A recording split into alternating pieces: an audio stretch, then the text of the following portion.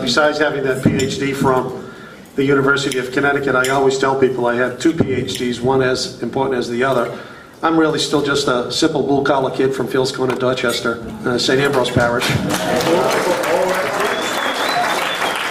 Grew up on Draper Street, son of a longshoreman who also parlayed part of his time as a fish cutter down on the fish pier, so my family's always been associated with the Boston Fish Pier, and anybody who's ever known anything about that place, you know the stories that are sort of hidden there on a regular basis. But seriously, I really do feel I have a PhD from the streets of Dorchester, which have served me quite well over the course of my entire career. So again, it's wonderful to be here. I'm really excited that there are students in the room.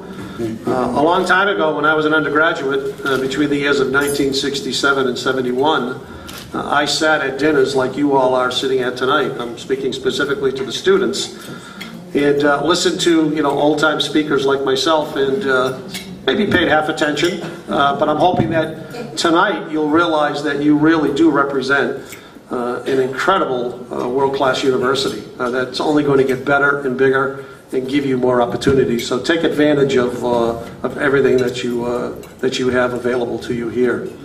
So again, Keith, thank you for that wonderful introduction. It's my pleasure this evening to be able to share a few thoughts with you. And I want to encourage you to continue to eat as I speak, so the salad doesn't wilt or the drinks don't get warm. But before I actually begin my remarks, and just as I am thanking Keith, I also have to thank first Boston State College and my UMass Boston connection.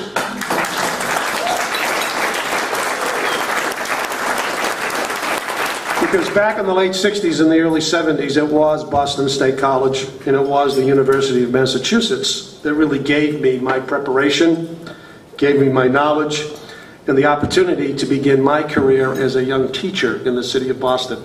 2 blocks behind me is the McCormick School, where I started my teaching career in the school year 71-72 as a young fledgling teacher. And then on to a number of really important, increasing set of roles and responsibilities in my professional life. But they all really do trace themselves back to Fields Corner, Dorchester, via Boston State College and UMass. And so when I think about focusing on preparation, focusing on knowledge, the whole concept of passion and commitment, it does come back to the roots that we all commonly share here in this room. So again, Chancellor Motley, I don't know if Provost Langley is still with us this evening, but I think, oh, here he is, Winston. Board of Visitors Chair Arthur Mabbitt, as well as everyone in the room. I want to thank you for giving me the opportunity really to speak tonight, and also for your undefeatable attitude, like my own, of how great UMass Boston is and will continue to be. Let's not lose sight of that as the reason we are really all here. And it's really through that lens of being connected with the university, the concept of knowledge and passion and commitment, that tonight I want to share some very brief remarks with you. As a student of technology, both in terms of application as well as research, the complete technology world, it becomes more apparent every day really how important the tools of technology continually evolve and impact all we do. I know firsthand, as the Executive Director and CEO, as Keith mentioned, of the United States Distance Learning Association, we represent over 20,000 global members and sponsors, all of whom operate and influence over half of the $925 billion distance learning industry. That's illion with a B. That's $925 billion is how big this industry has grown.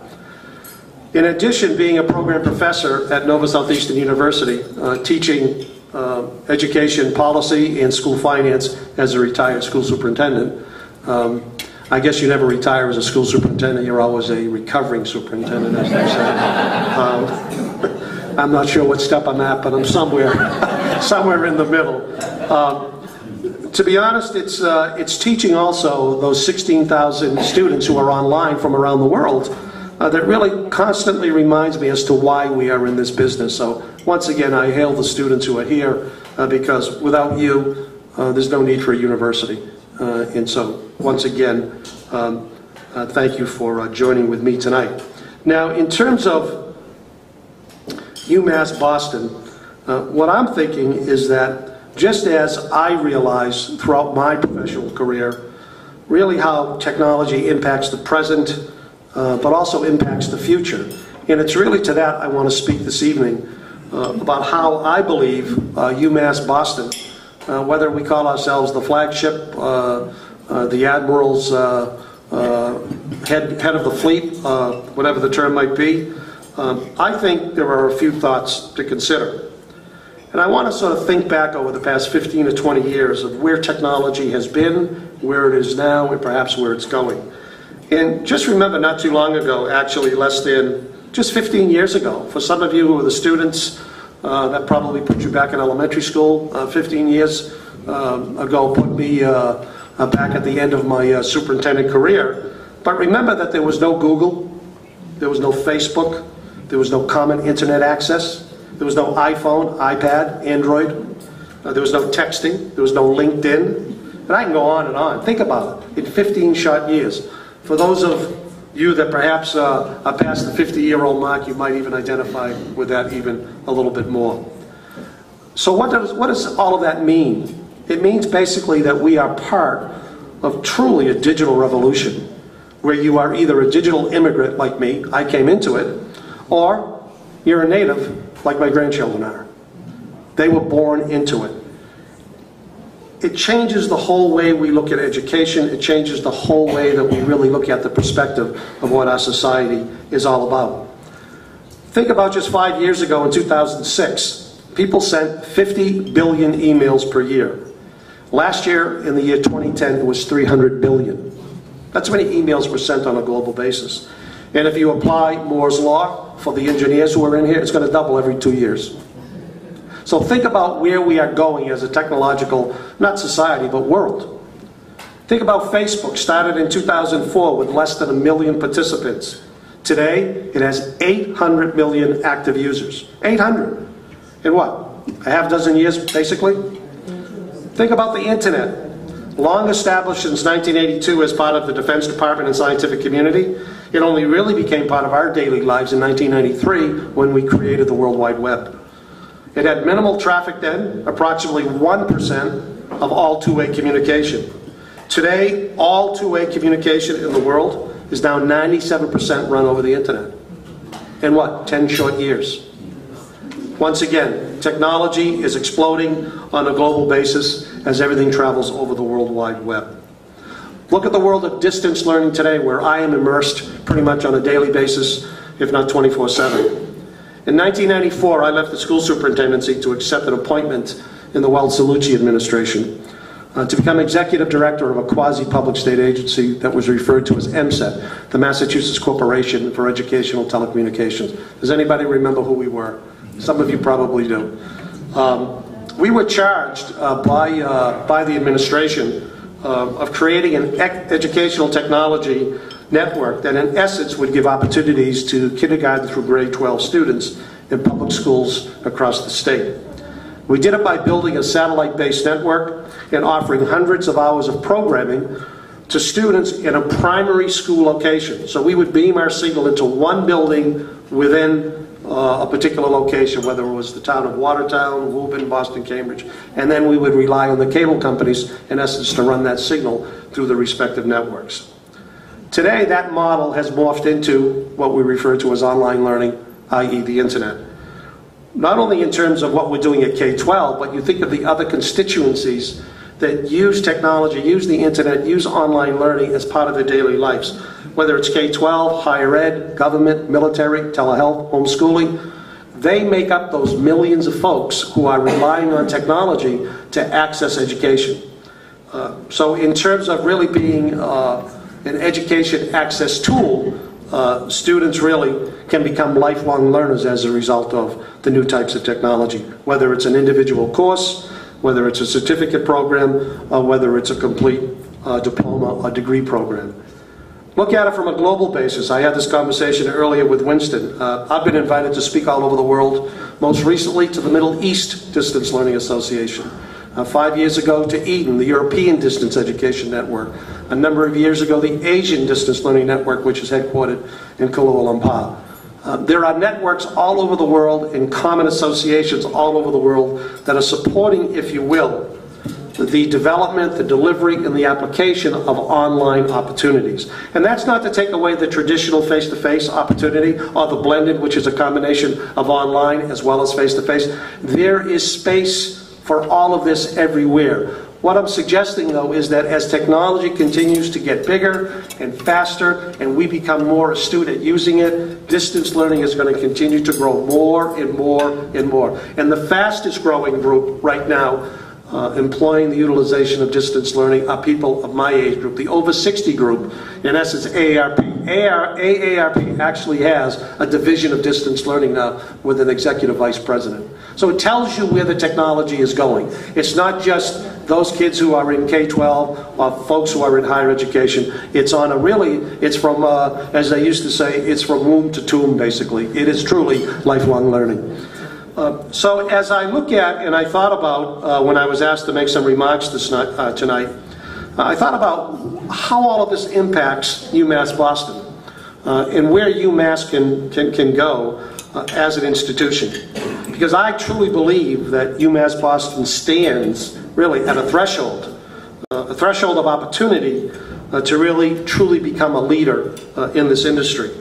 Because traditionally, with its commitment to growth, its history of teacher preparation, research and application, its leadership in all the social and scientific disciplines within the Academy of Learning, UMass Boston is now poised for great, I think unknown, even unexpected accomplishments. And it needs to take advantage of that opportunity.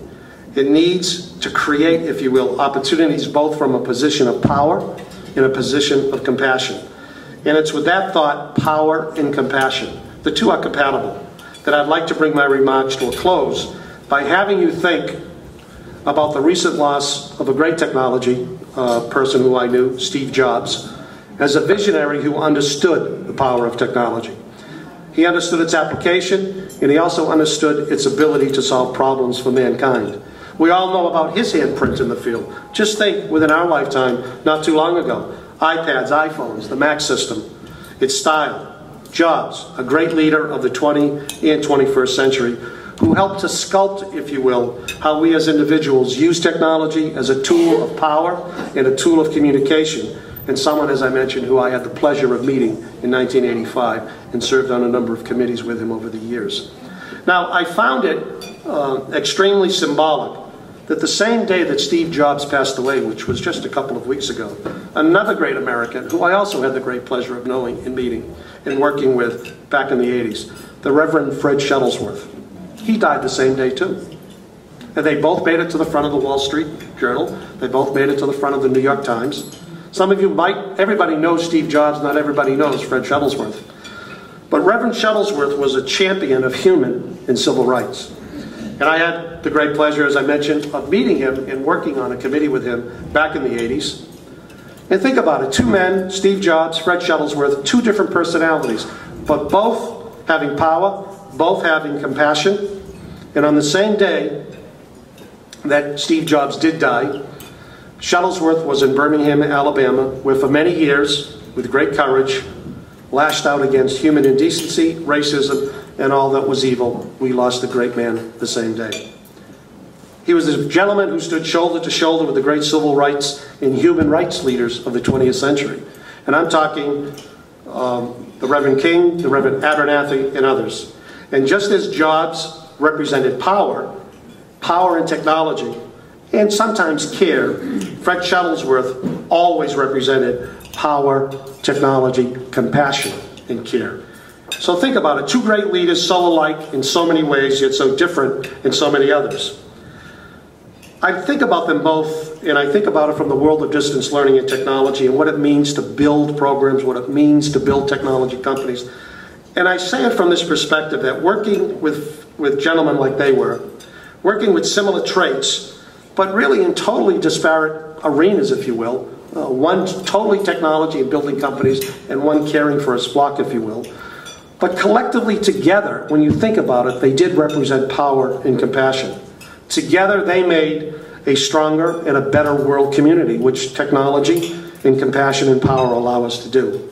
So think about this, all of us as members of the Board of Visitors, especially you as students who are in the room, those of you who are affiliated with UMass Boston, whether as an administrator, as a faculty member, as a staff person, the concept of technology evolving from power and compassion offers the UMass Boston community at large an opportunity to take that theme of power and compassion and continue to lead the community into the future. There's a lot of uncharted waters that are out there in the world of technology. But I truly believe, that UMass Boston, with its uniqueness, really does stand at the threshold of opportunity. It stands at the threshold of really becoming a world-class university from a distance learning perspective, if it has the fortitude, and if it has the vision, and if it has the ability to want to cross that. So I'm suggesting that UMass Boston, as it becomes a world-class university in all areas, especially in technology, especially in distance learning, I believe with the leadership of Keith Motley, with the wonderful faculty who I have met, the dedicated faculty, the wonderful students, the wonderful staff, I truly believe as an alumni of Boston State College and as a member of the Board of Visitors that we certainly do. Thank you.